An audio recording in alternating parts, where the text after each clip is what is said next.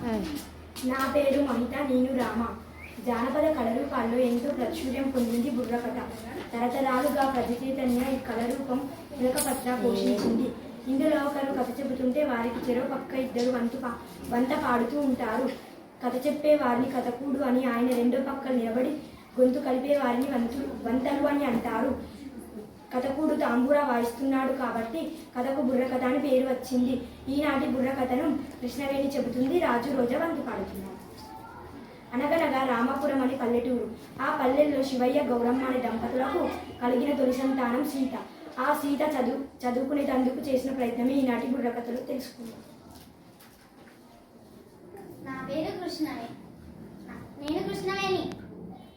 నా పేరు పూజ. నేను 7వ తరగతి చదువుతున్నాను. ఈరోజు నేను ధరించబోయే వేషం రాజు. నా పేరు సంకీర్తన. నేను 7వ తరగతి చదువుతున్నాను.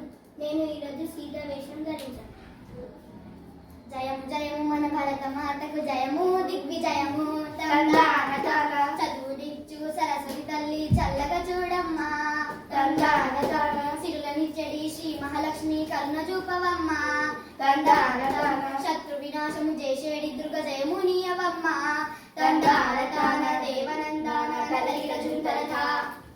అక్క, ఏం కథ చెప్పబోతున్నావు? ఏదో కాదురా, ధర్మరాజు కథ, పాండవులు కౌరవుల కథ, రమ కథ, మరాఠీల కథ, లవకుశల కథ, సీతమ్మ కష్టాలు. ఏందక్క ఈ కథలన్నీ పాత కథలు అయిపోతున్నాయి. ఏదన్నా కొత్త కథ చెప్పరాదు? ఏందిరా, పాత అంటే రోతగా ఉందా? అయితే గ్యాసులు, వెండి పల్లాలు, బిందెలు, బంగారు గలుసులు అన్ని తీసి బయట పారేస్తావా? ప్రతివాడికి ఏదో ఫ్యాషన్ అయిపోయింది. ఇప్పుడు కొత్త కొత్త అని అరుస్తున్నారు కానీ ఈ కొత్త పాతలోంచే ద్వారా పుట్టింది పిట్ట సన్యాసి. అరే, ఇప్పుడు నేనేమన్నానండి? కరెంట్ షాక్ తగిలిన కాకి లెక్క అట్లా వరుతున్నా. పాత అంటే రోతాను నేను అన్నానా? కాలం మారినా ఇంకా మనం పాతలోనే బతుకుతున్నాం. ఎలక్ట్రిక్ దీపాలు వద్దని అమ్మదం దీపాలే వాడుతున్నామా? ఎడ్ల బండి, బస్సులు, రైళ్లు, విమానాలు ఇవన్నీ కొత్తవని ఎడ్ల బండి మీద ప్రయాణిస్తున్నాం కదా. ఒరే తమ్ముడా, చెల్లి, మీరెట్లా అనవసరంగా కొట్లాడుకోకండి. తమ్ముడు అన్నట్టే ఈ రోజు మనం కొత్త కథనే చెప్పుకుందాం. మంచిగానే చాలే. ఈ రోజు మనం చెప్పుకోబోయే కథ సీత ఇష్టాలు. తకత తకిట తరికిట తరికిట థా. పేద ఇంటిలో పుట్టి పెరిగిన పైడి బొమ్మ కదరా. చదువు సంధ్యలో పేరు పొందిన చక్కనమ్మ కదరా. ఒకటి నెరుగక పోరాడే ఒక వీర బాల కదరా. 10 మందికి నీ ప్రేరణ ఇచ్చే వర్తమాన కదరా. తలిగిడ జూందరథ. ఇంతకు ఎవర పైడి బొమ్మ, ఏమా కథ? అయ్యలారా, అమ్మలారా, స్త్రీలు వినసిన భారత భూమిలో రచనాలు పండే నేల, రతనాల నేల. ఆ తెలుగు నాట రామపురం అనే ఒక పల్లెటూరు. ఆ పల్లెల్లో శివయ్య, గౌరమ్మ అనే పేద దంపతులు ఉంటారు. ఆ దంపతులకు తొలి సంతానమే సీత. సీతను బడికి పంపాలని అనుకుంటాంగానే మరొక కొడుకు పుట్టాడు. అక్కడికి సంతానం ఆపేయాలన్న వద్ద అనుకుంటాంగానే మరొక కూతురు పుట్టింది. ఆలస్యం అమృతం విషయం అంటే ఇదేనేమో. నోరు మూస్తావా, ముయ్యవా? నోరు మూసుకునే కాలం పోయిందక్క. ప్రశ్నించేవాడి ఉత్తముడు, మాట్లాడేవాడు మంచోడు. తరువాత కథ వినండి.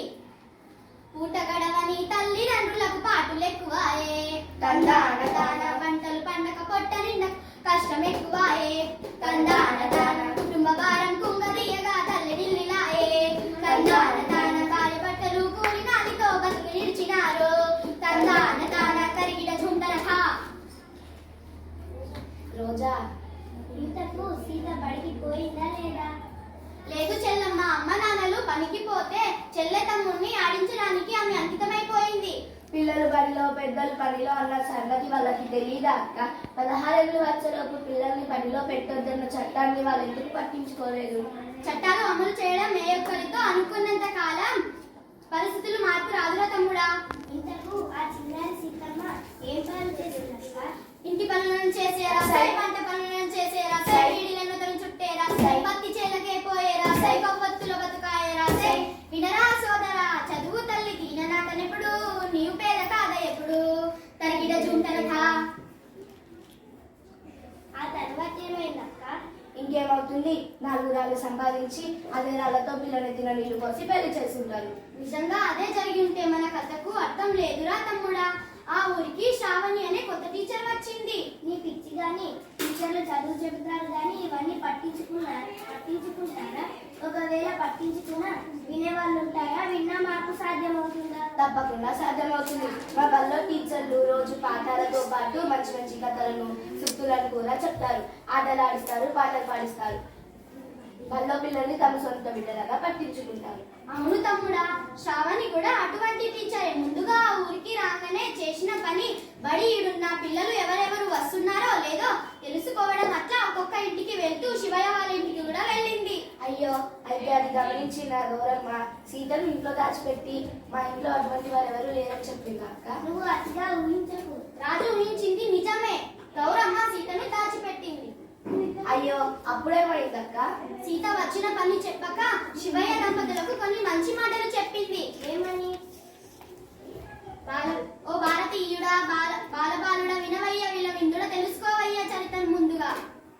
ఎన్నో జన్మల పుణ్య ఫలమిది మానవ జన్మము, అది మానవ జన్మము. అందులోనూ ఆడపిల్లగా పుట్టుట శ్రేష్టము, అవును, పుట్టుట శ్రేష్టము.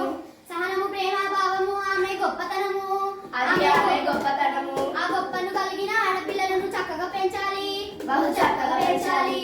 అప్పుడే ఇల్లు, ఊరు, దేశం అభ్యున్నతి పొందు. అవును, అభ్యున్నతి పొందు. ఆడపిల్లలను నలిచిపెట్టుట మహాపాపము, అది మహాపాపము. తరిగిన జుంటనత. ఆడవాళ్ళు గొప్పవాళ్ళు అంటున్నావు, వాళ్ళని అణచిపెట్టడం మహాపాపం అంటున్నావు. బాగానే ఉంది, కానీ అటువంటి గొప్ప ఆడవాళ్ళ పేరు నాకు చెప్పక్క.